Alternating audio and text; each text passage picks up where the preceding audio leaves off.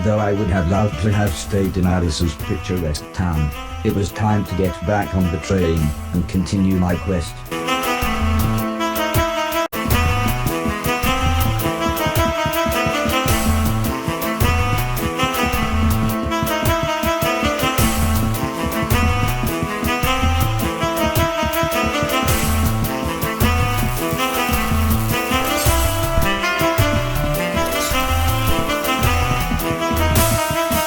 It looked like I would need a ticket to get through the fairground's automatic doors.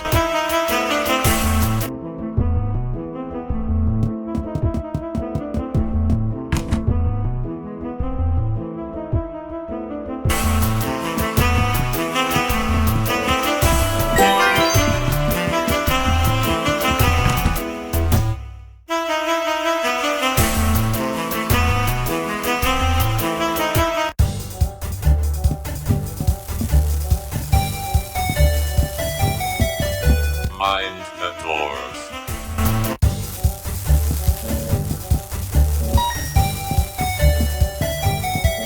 Mind the doors. The train is now departing.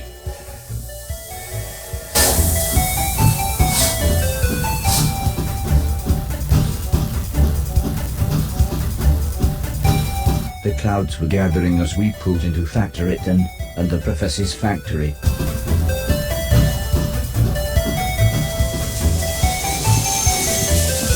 Chapter8. This is Chapter8.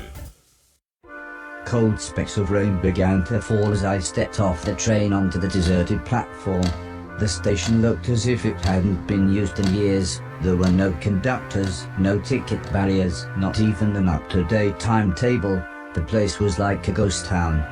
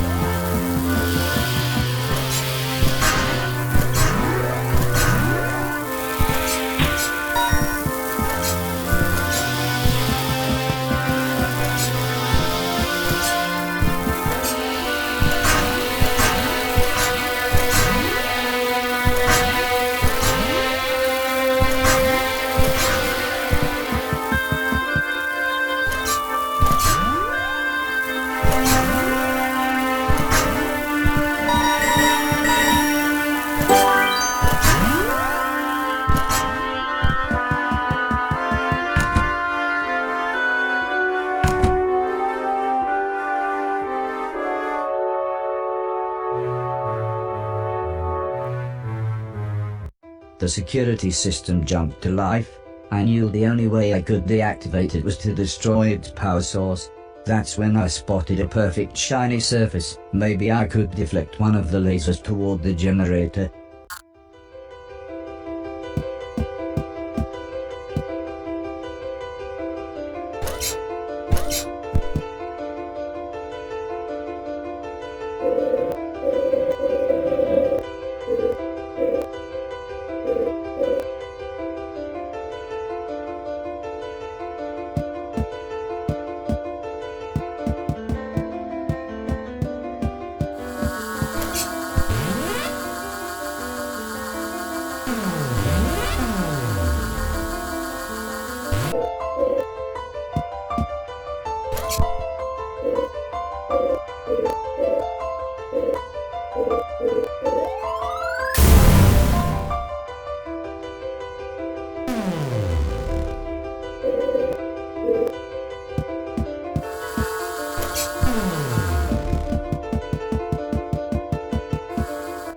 Mr. Silton and the others arrived and changed out of their disguises.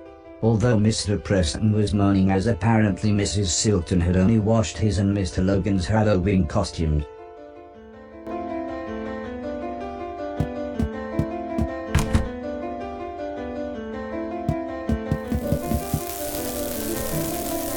It's strange, none of the machines were totally active, but the power was still on.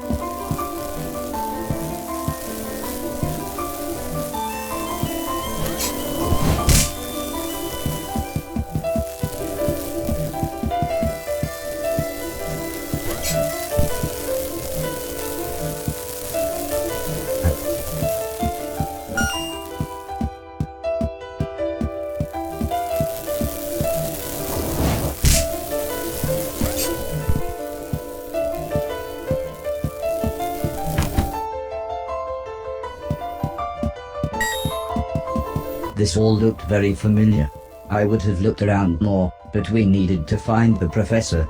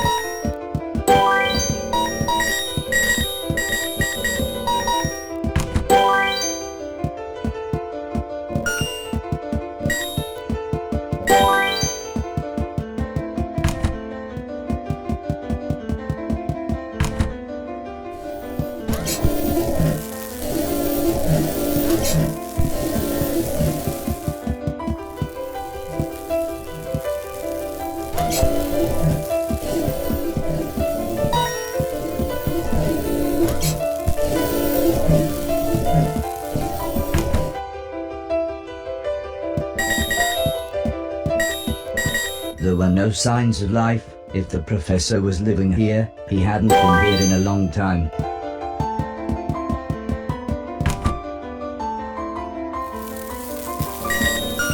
Strangely, there were drawings of me everywhere. I hoped the professor could tell me why when we found him.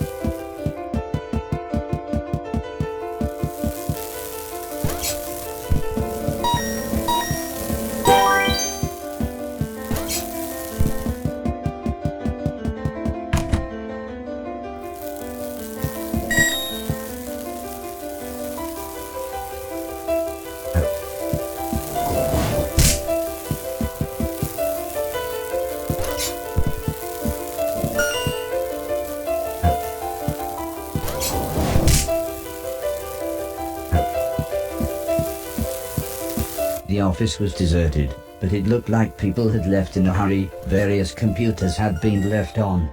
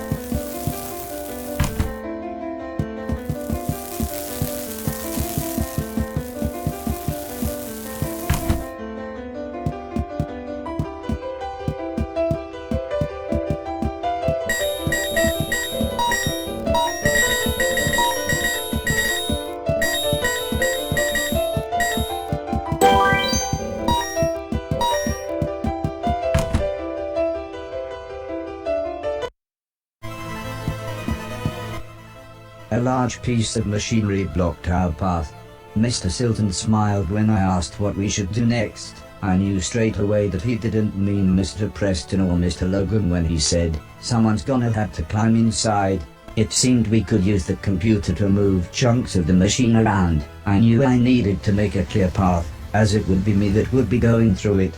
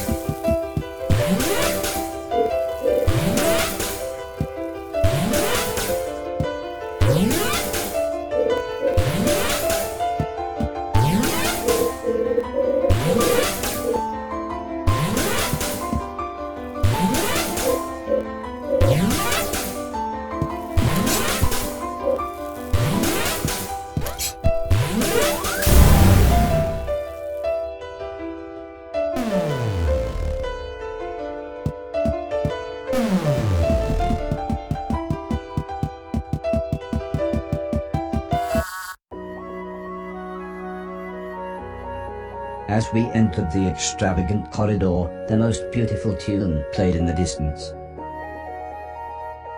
But almost as soon as we began to enjoy its dulcet tones, the music stopped, dead.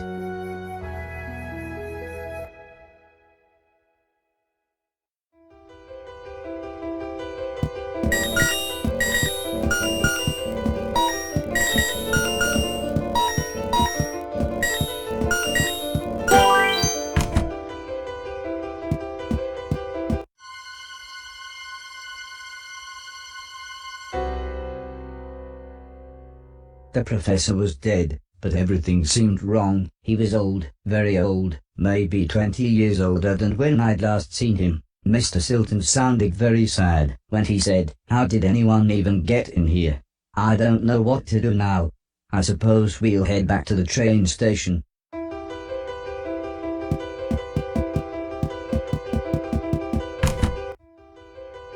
It was hard to believe the professor was gone. Although he was always suspicious of me, I was sad to think I'd never see him again.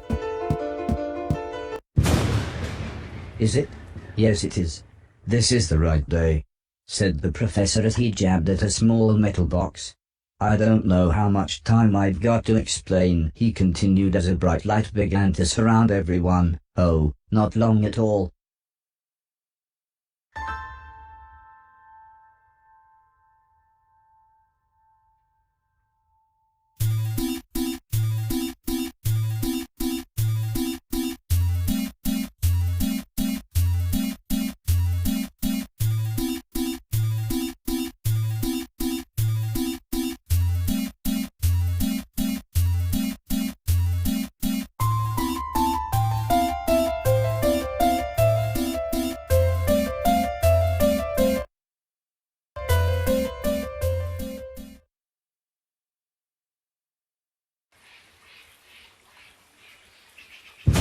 We had reappeared just as smoothly as we had left, but we were somewhere very different. Mr. Preston and Mr. Logan were speechless, but the professor just continued studying his box. Looking back, I suppose I was rather stupid, as I ended up chasing a beautiful butterfly.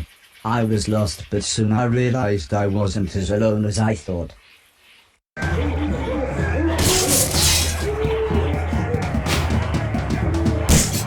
I couldn't believe we had time traveled, but there was no time to sightsee.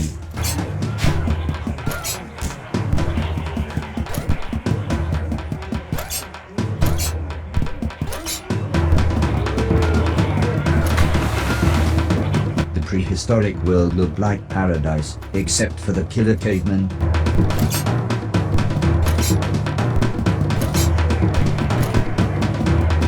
This seemed quite valuable.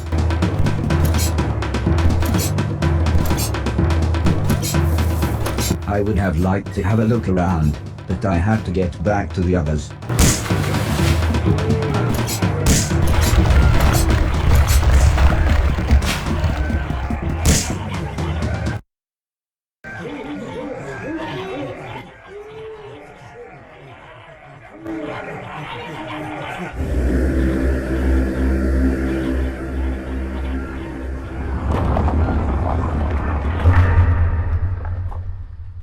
After literally 10 minutes of Mr. Preston and Mr. Logan saying "whoa" and "dude," the professor began to explain, "Time travel, if I can find the correct point in time, then I should be able to, well, make things better." "I suppose it's like we're in that excellent movie," chuckled Mr. Logan. "Back to the Future?" replied Mr. Preston. "No, that excellent movie. Back to the Future 2? Time Bandits? Time Cop? Terminator? Groundhog Day? Groundhog Day? Groundhog Day." The box let out a loud bleep as the professor gave it a heavy thump. "This damn thing's so dependent on the maths used to calculate where the Earth is at any one point in time and space, that it's almost random where we'll end up, or even how long the time window will stay open. That last one was the shortest I've had yet." Although obviously apprehensive of our situation, I think Mr. Preston and Mr. Logan were too excited to really pay attention. But they were far less excited when I asked what his longest stay was, and the professor replied, about 15 years. I was stranded in ancient Egypt for so long. They had me build them a steam-powered robot. You should have seen the things they had it built. Yes, wonderful things. It was like I was Thoth incarnate, or the modern Prometheus. Speaking of which, robot, have a look around, see if you can find anything to make a fire.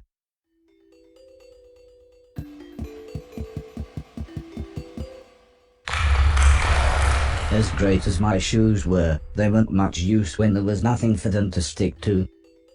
I rolled deep into the cave, but at least I had found the professor some firewood. Now I just needed to get back to everybody else.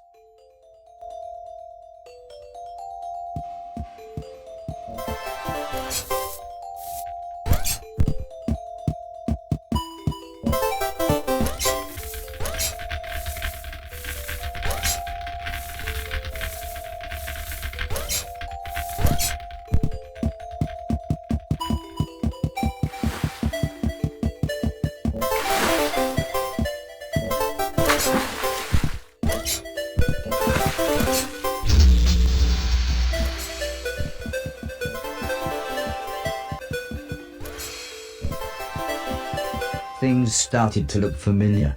I was pretty sure I was nearly back where I had originally fallen.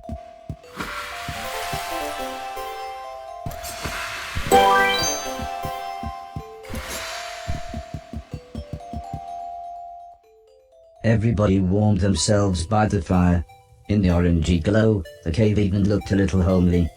Mr. Logan was much more comfortable now that he could see his surroundings, but Mr. Preston kept saying, "We're in bloody dinosaur times." The professor laughed. He pointed out that there was 65 million years between dinosaurs and the emergence of man. But that just made Mr. Preston panic about possible dinosaur ghosts. I got the feeling Mr. Logan had heard this kind of talk before, as he sighed when he said, "Oh, I suppose you believe in ghosts as well now, do you?" "Well, yeah," said Mr. Preston. "Barry's missus says this bloke who works with her uncle reckons his brother saw one. Fact." And with that, he began to tell the most amazing story I had ever heard. He explained how there was a man traveling through the Black Wall Tunnel who saw a young motorcyclist stood by a smashed-up motorbike. The man stopped, so the motorcyclist told him an address, but when he got in the back of the car, he fell silent, clearly in shock. "This isn't a ghost story," interrupted Mr. Logan. "This is called giving someone a lift." Mr. Preston was annoyed. Mr. Logan's stupid joke had ruined his train of thought. The brother of a bloke who works with Mrs. Silton's uncle gave a young motorcyclist a lift after a crash outside the Black Wall Tunnel. I said, just happy to be part of the conversation.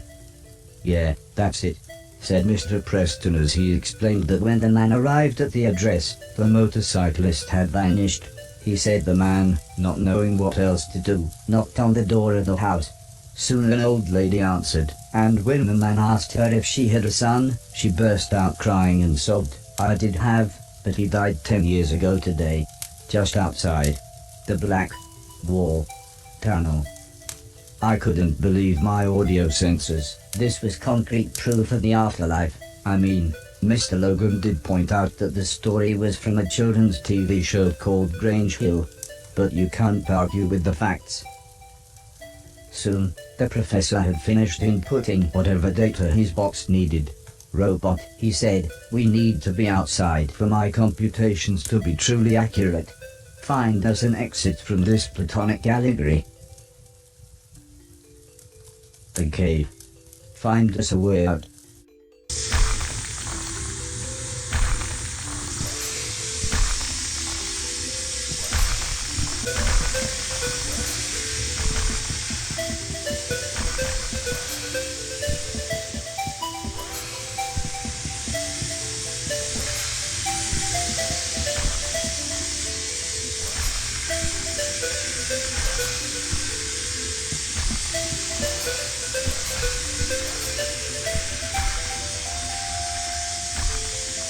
This block looked perfect, so I decided I would only place it where the professor said I should.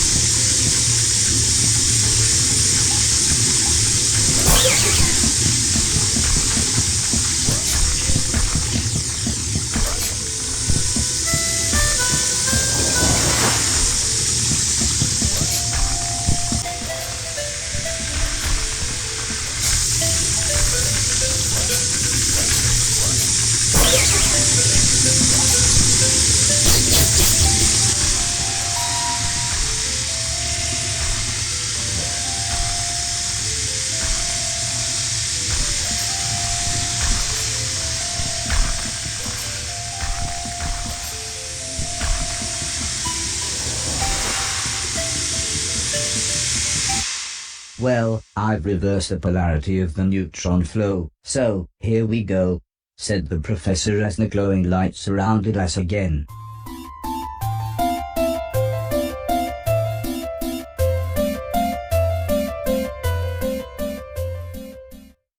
This is it, said the professor as he looked around. Oh no, he gasped as his expression became far more serious. It's the wrong time.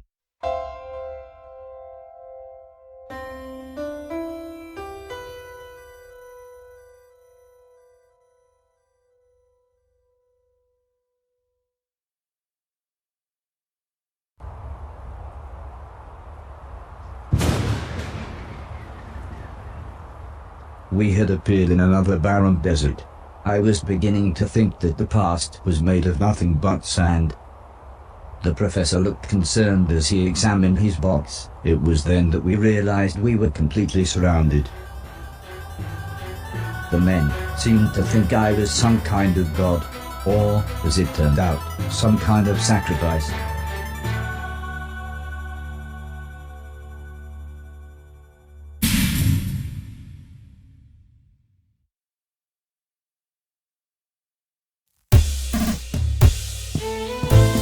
The stalactite above me looked quite unstable, like it was ready to come down.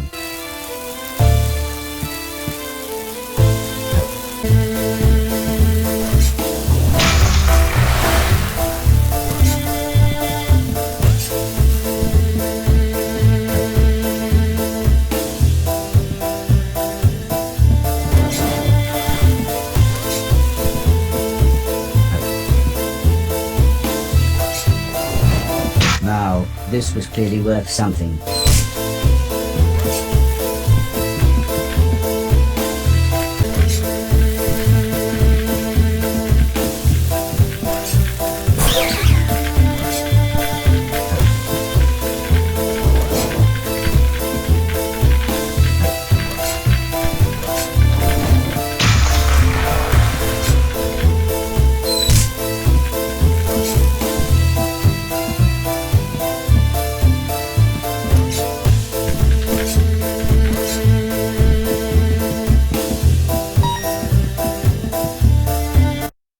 As I got to the top of the cliff, I could see everyone else being led away in heavy chains. Their extravagantly dressed captors were only moving them in a slow march, so I followed them at a safe distance.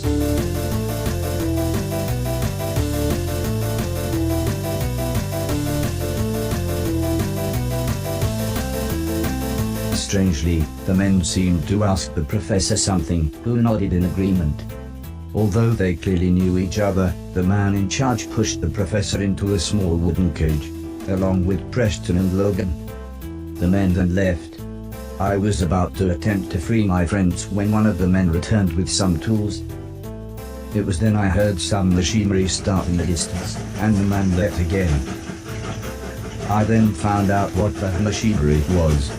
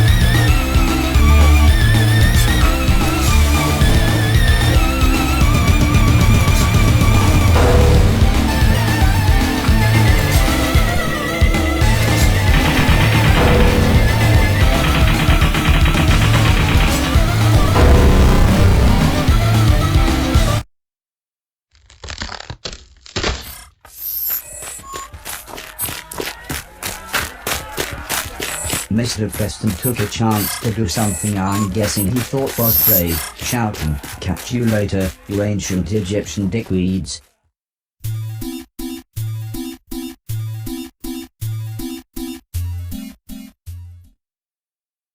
"This looks right."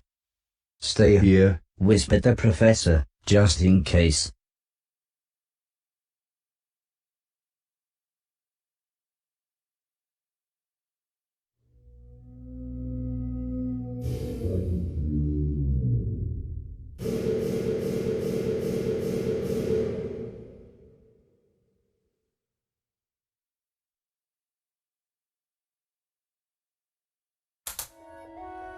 "Sorry to take you on a less than excellent adventure," whispered the professor, his voice slowly weakening, "but I knew Ian needed to see these things. I was always worried about the military possibilities, but I'm pleased to see your consciousness software is still growing. Life is a state of mind." I had no idea what he meant, but he looked so happy. "Quick!" shouted Mr. Logan, "hide!" I jumped into a large cupboard with Mr. Preston, who whispered something about seeing some people on the security monitor. The cupboard door was pretty thick, so I couldn't really hear what was going on, but suddenly I heard Mr. Silton shout, "Run!" When Mr. Preston eventually opened the door, we saw a large glowing light, exactly like the one from the professor's time machine. It was only then that I realized that we had reappeared just before we had left. As we walked back to the train station, Mr. Silton was truly confused. All he kept saying was, "What the bloody hell happened?"